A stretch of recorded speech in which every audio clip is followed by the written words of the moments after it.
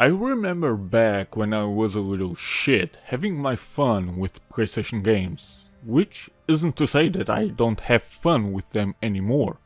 Crash Bandicoot that I played to death, Rayman that destroyed me in the later levels for sure, Jeremy McGrath Supercross 98 that I enjoyed a lot, Gran Turismo that introduced me to racing simulations, Tenchu that made me love stealth, Final Fantasy VIII that turned into my favorite game of all time, and many others.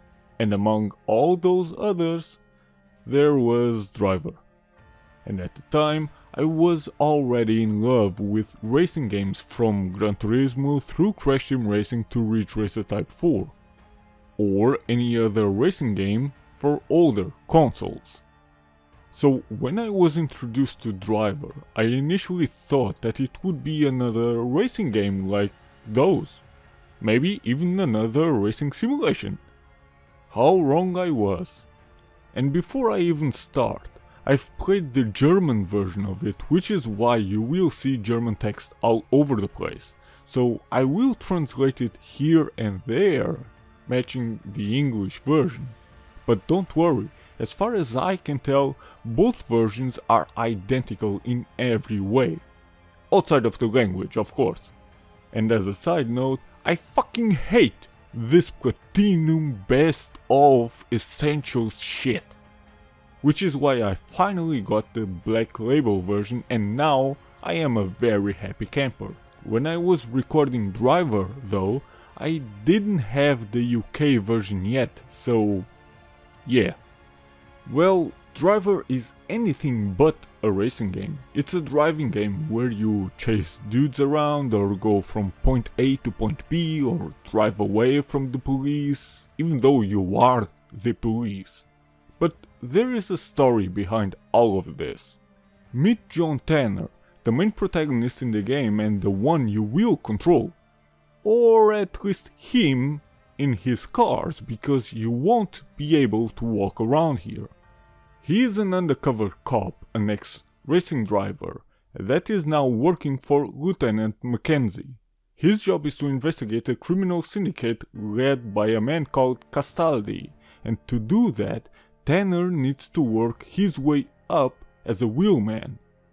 But he has to get inside that world first, so his first mission is to impress some random gangsters with his amazing driving skills.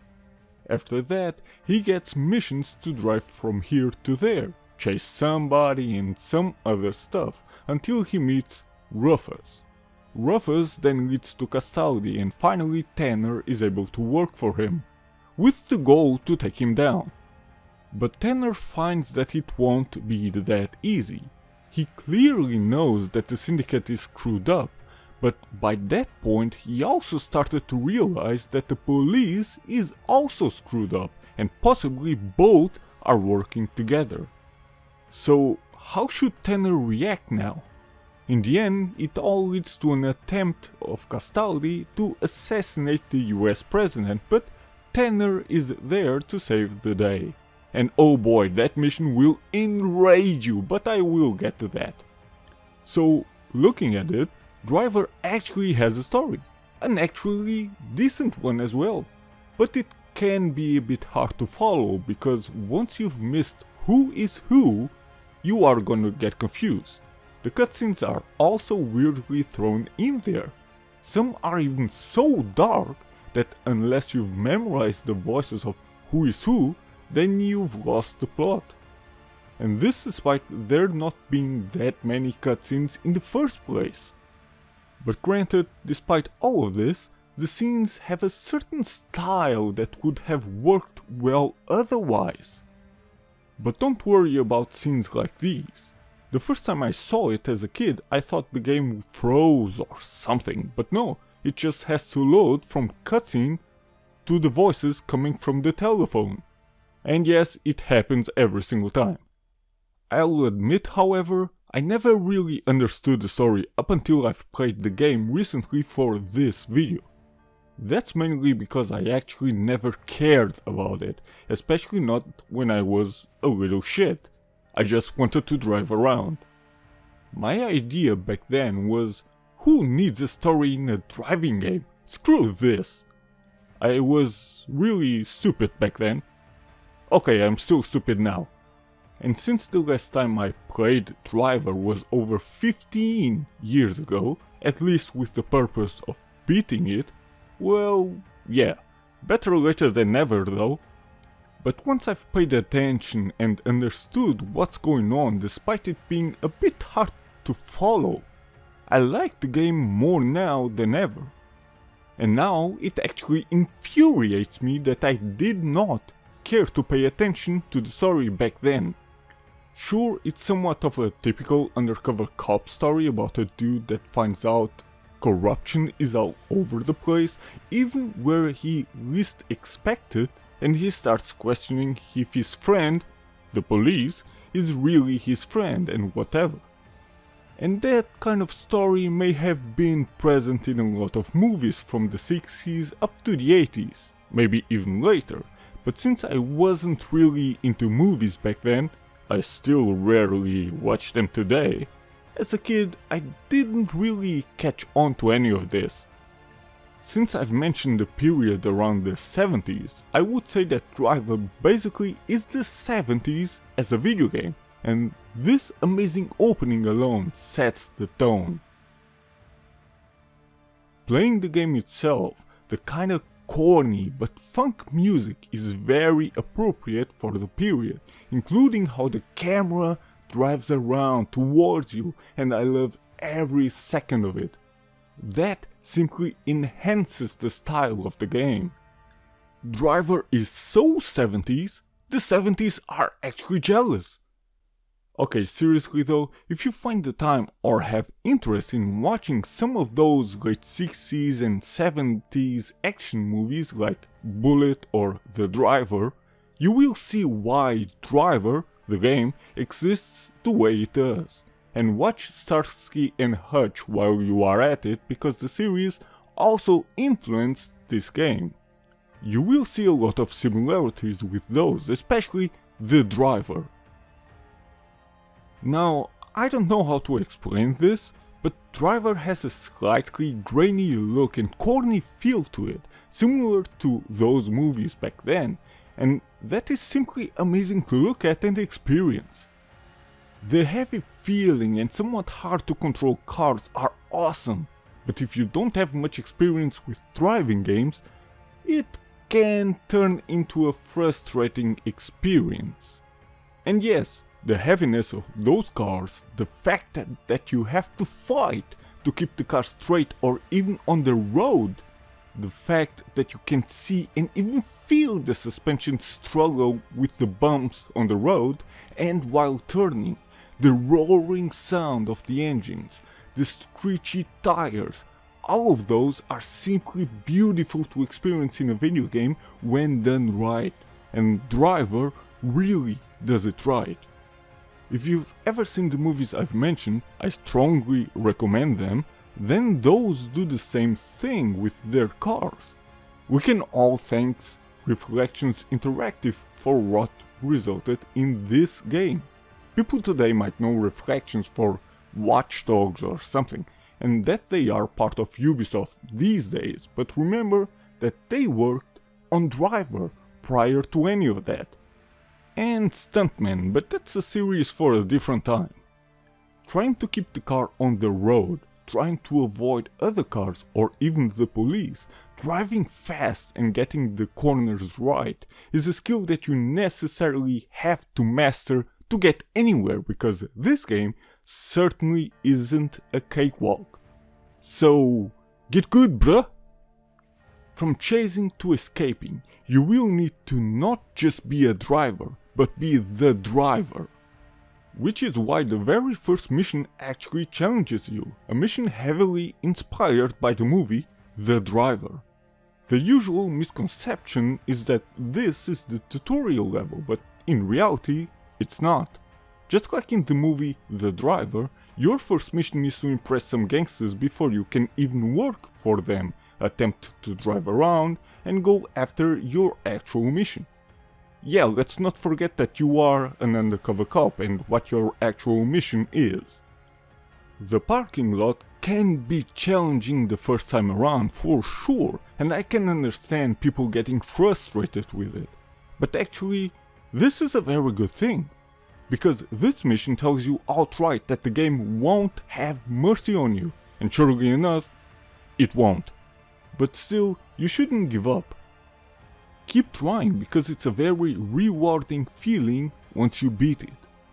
Some missions in the game will frustrate the hell out of you.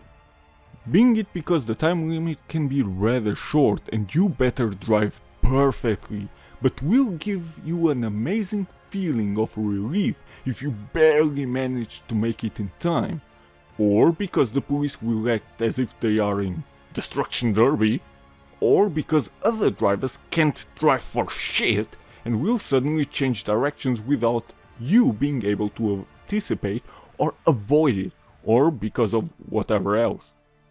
And mentioning Destruction Derby, Reflections Interactive worked on that series before Driver came to be.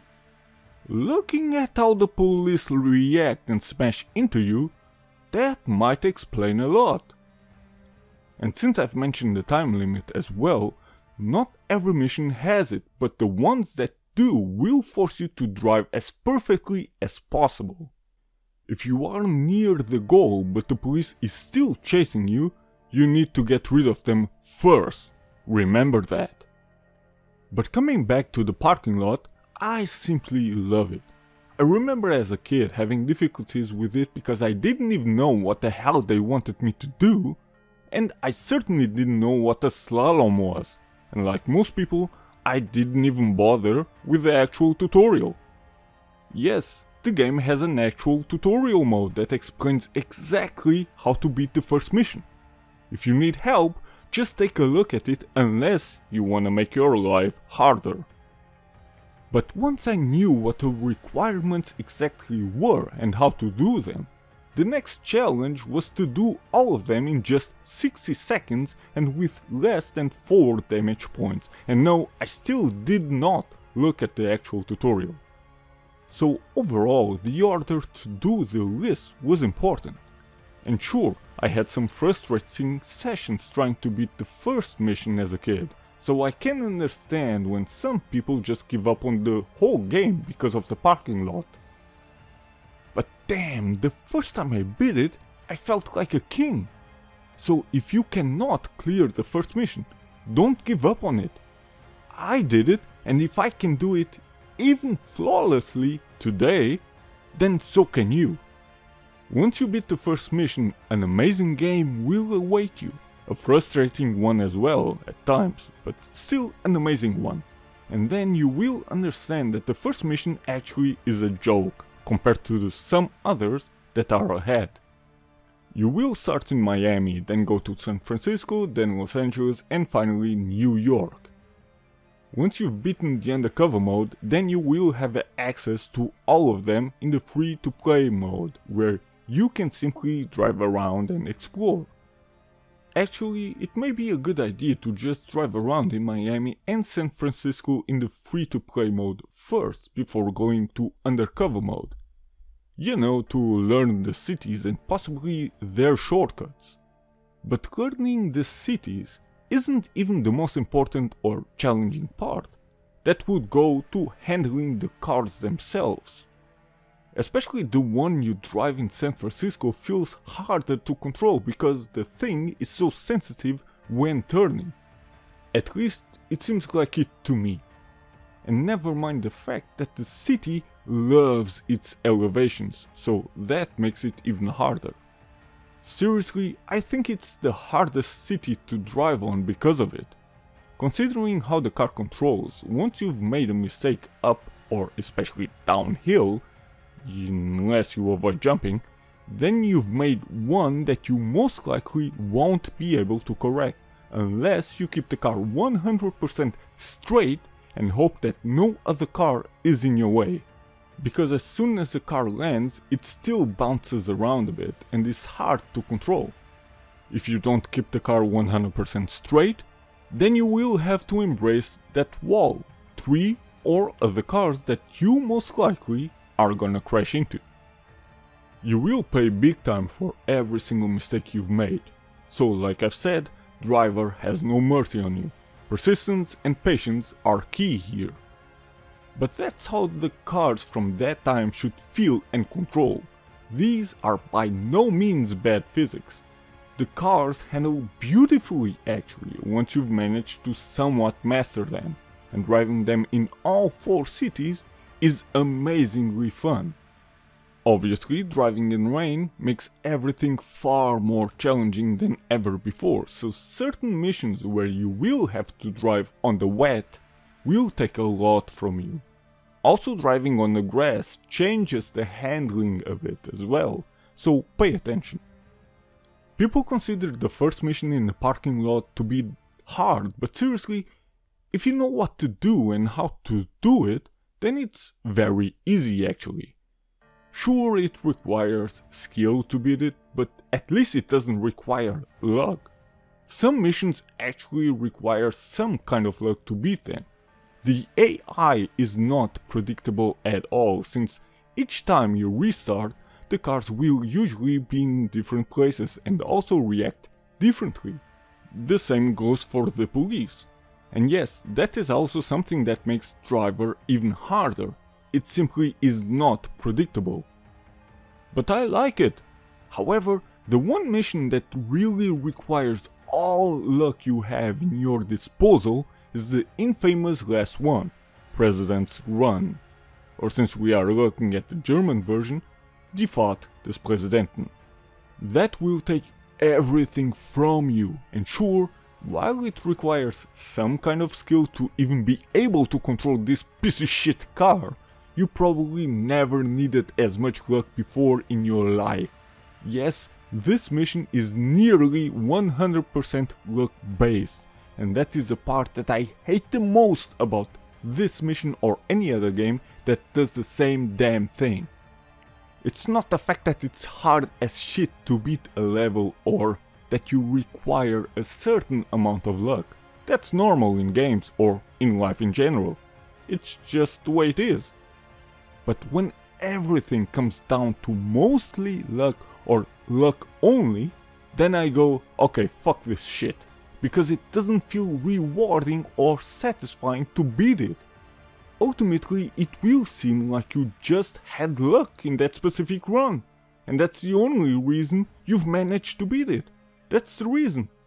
I'm not saying that President's Run is impossible to beat. I actually did it once in a legit way long before I even had a recording device.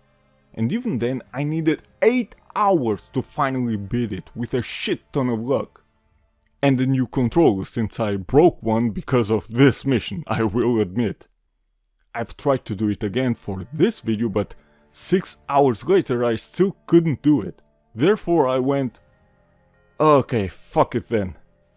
Before I start breaking shit around the house, I will better stop.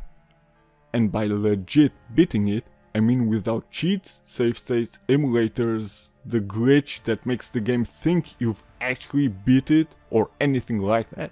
I'm talking about beating it as it was intended. But in a case like this, okay, I would understand if people prefer to cheat their win. What makes this mission a damn joke, as if the developers thought, who cares, let's throw everything we can onto the player and make it as unfair as possible, are multiple factors. First, you have to drive in the rain. That alone is beyond challenging. One slip up and you spin around like a damn ballerina or hit a wall. Or something else. Then it's the fact that not only are the police after you, here because they think you've kidnapped the president, but also mobsters. And mind you that mobsters are the more challenging ones here. Even though the police never simply chase or try to stop you, they literally go destruction derby on your ass every chance they get. They always want you dead, and no, they don't care about other drivers nor their own colleagues either. They only care about stopping you. Come to think of it, they don't even care about the president either. So needless to say, the police alone is a challenge to the highest degree, and now imagine them with the even more challenging mobsters. The only thing mobsters don't do is create a barricade unlike the police, but otherwise once they appear, not only are they harder to get rid of, but they are also smarter than the police, sometimes even too smart, as if they 100% know what you are gonna do even before you did it. Here's an example of it. Also, even if the police comes towards you, you are still able to trick them so you don't crash into them. But mobsters? Unlikely. And never mind that they drive black cars as well, the same ones that some other drivers also drive. So sometimes you think that the black car in front of you is a simple driver, but then you realize that it's a mobster driving towards you. By that point, forget about avoiding them. You might as well just restart. But the challenge of that mission doesn't simply stop there, because you have to drive all the way across the cities to save the president. As you go along, it turns into night as well, so if you have problems driving at night like I sometimes do, then good luck. But it doesn't stop there either, because the car handles like shit, as I've mentioned. This is by far the worst car you drive in the whole game, and probably even the slowest, even though it can take the most damage. Consider also the fact that other drivers on the road will suddenly change lanes without giving a shit, and you oftentimes are forced to crash onto them. Point is, the president can go save himself. Like I've mentioned previously, the cars are always in different places every time you restart the level, as if they were procedural generated, and even if you try to be somewhat stealthy, you won't be for long. In fact, I think it is impossible to beat this mission without anybody chasing you, no matter how slow you drive or how much you try to avoid the police and mobsters by using shortcuts. You know, like I sometimes did when I had the time for it in prior missions, since not all timers count down, and therefore you will have all time in the world to beat the mission. Sure, the timer will not count down in President's Run, but in this case it doesn't matter, because from the very beginning the police is already searching for you. Just look at the felony bar. Just driving behind the police and such works wonders sometimes if you don't want to damage the car or don't want to be chased around, as long as you stay behind them and no other police car spawns in front of you. New York, for some reason, always has these buildings with their shitty corners, and my luck, in the last mission at least, is always to either hit the damn trees, hit the fucking poles, or hit those damn corners and get stuck. But in any other mission, if the police doesn't suspect anything and the felony bar is empty, then you actually can drive by them, as long as you pay attention to your speed and stay on the right lane. Because if you are just a bit too fast or something, they will destruction derby you down. And there are missions with multiple sections as well, so keep in mind that if you took a ton of damage in section 1, you won't be able to take much damage in section 2 or even 3, which will make things harder if the police is after you. The cities are amazing to look at and drive around. Obviously there are many cars driving around, but also pedestrians on foot, which helps the cities feel alive. And sure, if you try to run them over, they will always jump out of the way. However, those pedestrians are still only a few here and there, as if in the world of driver, everybody is required to drive a car, and if not, then they are put to shame. At times you will also see planes and blimps flying around as well, at least if you have the time to spot them. Only in San Francisco you will see the train in the middle of the road, and they are essentially tanks. You can crash into them all you want. It's like you are an ant trying to move a giant. It simply won't work nor affect them. Notice how there are only 90-degree corners in every single map? Think of them as a grid, and yes, it's a rather simplistic structure, but that leads to some really nice drifts coming from you. If you film all of it, then it can turn into a really nice clip. Regarding that feature, Driver also has some kind of cinema mode where you are the director of your own driving scenes. Sure, the options may be a bit limiting, but what you can do is still awesome, even amazing for the time. Change the camera angles, how they should move, if you want the camera to follow you or the police, etc. Or find out that the hit detection is not all that stellar at times, like here. Yeah, I clearly hit a car that is still 1 meter in front of me.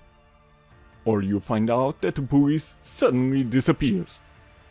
Look at this scene where the camera is in the police car, but when I change it, the police is suddenly gone and I am running away from nobody.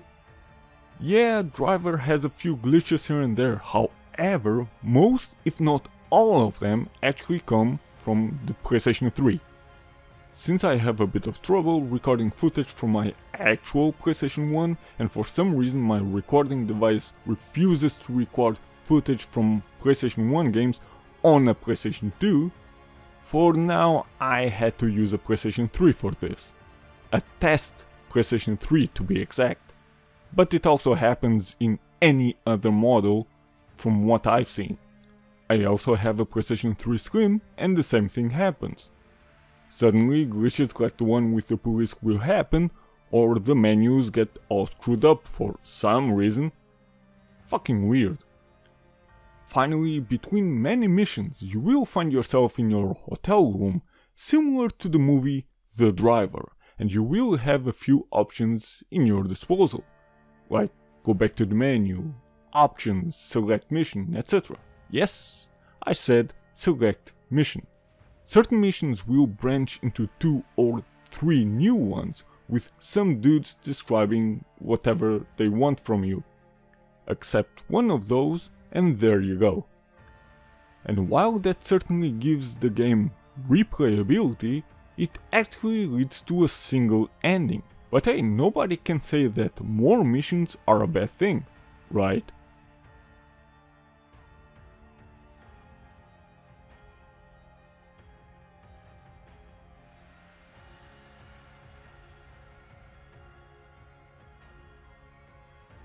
And you can have some fun with your friends as well.